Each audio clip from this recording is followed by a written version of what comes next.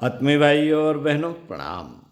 विचारों की घुड़दौड़ में एक विचार आया, प्रेम। एक शब्द घूमा, प्रेम। प्रेम क्या है? परमात्मा का, गुरुदेव का चिंतन जब उस संदर्भ में घुमाया तो गुरुदेव के प्रवचन सुनाई दिए। एक बात उन्होंने कही बड़ी अच्छी, प्रेम के बारे में। उन्होंने कहा, बेटा प्रेम आजकल कैसे करते हैं लोग? प्रेम है क्या? एक किस्सा उन्होंने सुनाया कि बेटा एक खरगोश था। एक भेड़िए को लगा कि चलो खरगोश से दोस्ती करते हैं। वो खरगोश के पास आया। मन में उसके खरगोश का मुलायम मुलायम मांस घुसा हुआ था। जीभ में उसके लार टपट रही थी कि खरगोश से दोस्ती हो जाए किसी भी तरह, तो इसका मौका लगते ही मांस खा जाऊंगा, इसे खा जाऊंगा, मजा आ जाएगा।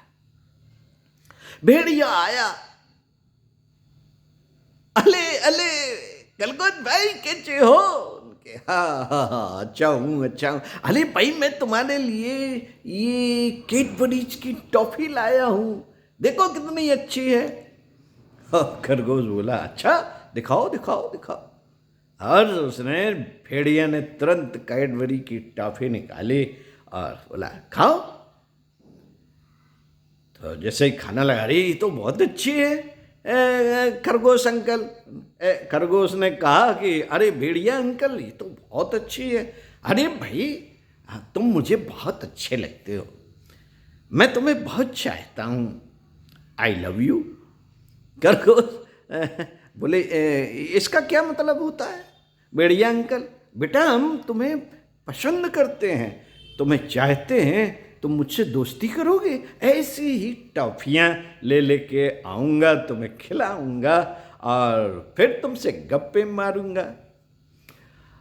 खरगोश को लगा ये तो भेड़िया अंकल बहुत अच्छे हैं, और वो भेड़िया अंकल आने लगा अक्सर और उससे मिलने लगा, टॉफी खिलाने लगा, आई लव यू कहने लगा।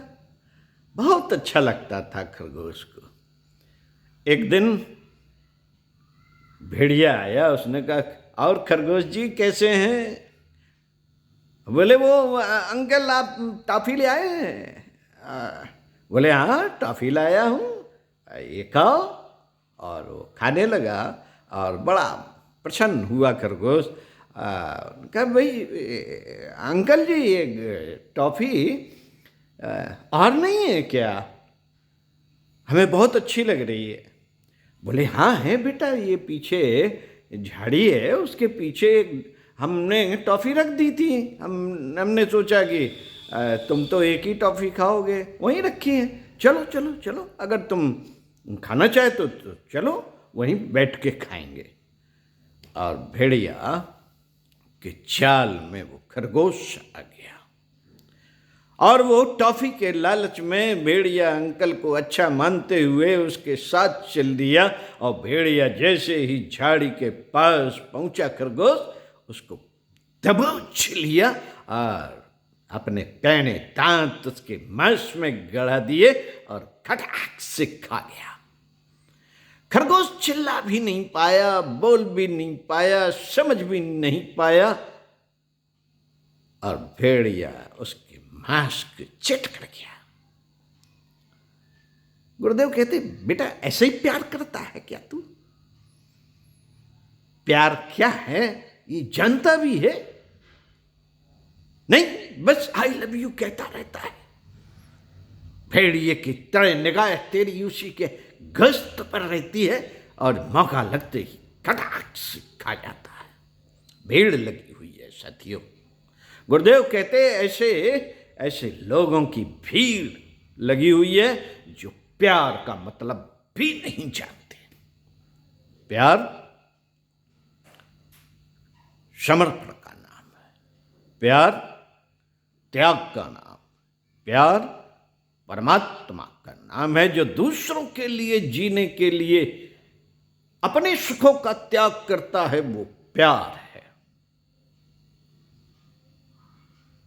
परमात्मा का दूसरा नाम प्यार है। परमात्मा को कैसे पाया जा सकता है? प्रेम, प्रेम ही एक ऐसा शब्द है जिससे पाया जा सकता है। उससे लोभ को समाप्त किया जा सकता है, मोह को समाप्त किया जा सकता है। परमात्मा के रास्ते पे जब हम चलने के लिए उतावले होते हैं, उससे आई लव यू कहना शुरू करते हैं कि हे परमात्मा, मैं तुम्हें चाहता हूं। तो चाहने में परमात्मा कहता है कि अपने लोभों का त्याग करो, अपनी वासना का त्याग करना पड़ेगा, अपने क्रोध का त्याग करना पड़ेगा, अपने मन में उपज रही भोगों की तरफ भागती हुई आदतों का त्याग करना पड़ेगा, अपनी बुद्धि को तमाम जगह से हटाकर परमात्मा को प्राप्त करने, प्रेम, परमात्मा का प्रेम प्राप्त करने के लिए उसकी दिशा बदलनी पड़ेगी। अपने चित्त में जमा कुसंस्कार, गंदी आदतों का त्याग करना पड़ेगा, क्योंकि तुम परमात्मा से प्रेम करते हो, परमात्मा को ये सब पसंद नहीं। तो त्याग करना पड़ेगा, अपने अहम भाव को परमात्मा के चरणों में मिलाना पड़ेगा। परमात्मा कौन? उसे चलता फिरता देखना पड़ेगा। परिवार के हर सदस्य के लिए तुझे काम, क्रोध, लोभ, मोह, ईर्ष्या, द्वेष का त्याग करना पड़ेगा। त्याग का नाम है प्रेम। पाने का नाम नहीं है साथियों। गुरुदेव कहते पाने का नाम नहीं है, देने का नाम है। प्रेम में देना पड़ता है, लेकिन देना क्या पड़ता है, इस पर विचार करना पड़ता है। मन में उपज रही कामनाएं, वासनाएं, अहंता, बुद्धि, ईर्ष्या, द्वेष इत्यादि सभी का त्याग करना पड़ता है। व्यक्ति में शरीर नहीं, व्यक्ति में आत्मा का वास देखना पड़ता है, परमात्मा का वास देखना पड़ता है। तो साथियों, प्रेम के लिए जब हम समर्पित होते हैं, अपने आप को गलाते हैं, अपने आप को गंवाते हैं, भोगों से दूर रहते हैं, तब वो प्रेम रूपी अंकुर हमारे भीतर उपजता है। वो आई लव यू वाला नहीं। तो मित्रों,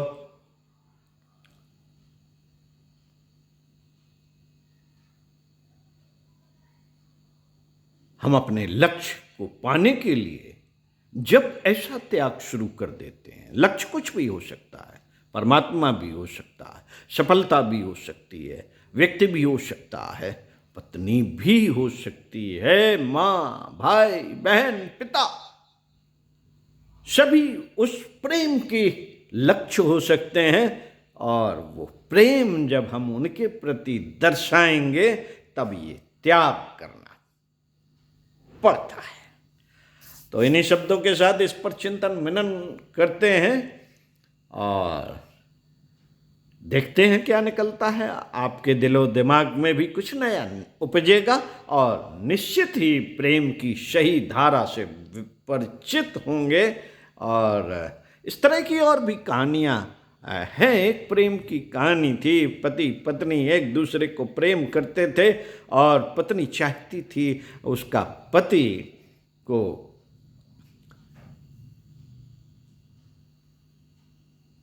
सोने की घड़ी पसंद है, तो उसने अपने बालों को बेच के एक सोने की घड़ी खरीदी और पति भी अपनी पत्नी से बहुत प्रेम करता था। उसे उसे उसे पता था कि मेरी पत्नी सोने की बालों में क्लिप लगाने के लिए हमेशा मचलती रहती है, इच्छा रहती है। और उसने अपने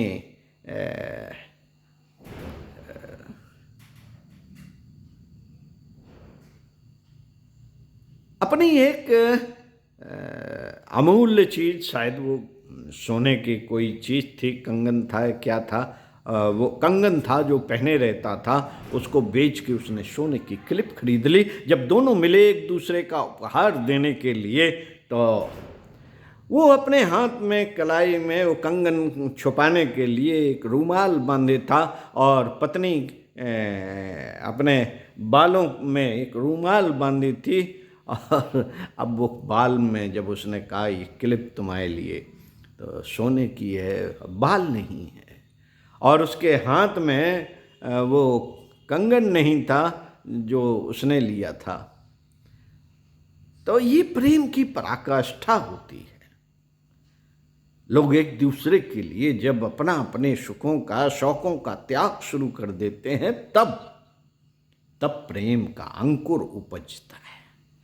तो साथियों, आपके मनों में भी प्रेम का अंकुर उपजे। कुछ अच्छा लगा हो तो उसको आनंद लीजिए, उस पर चिंतन मनन कीजिए। कुछ गलत हो तो उस पर ऐसे ही टाल दीजिए हंस के। ओम शांति।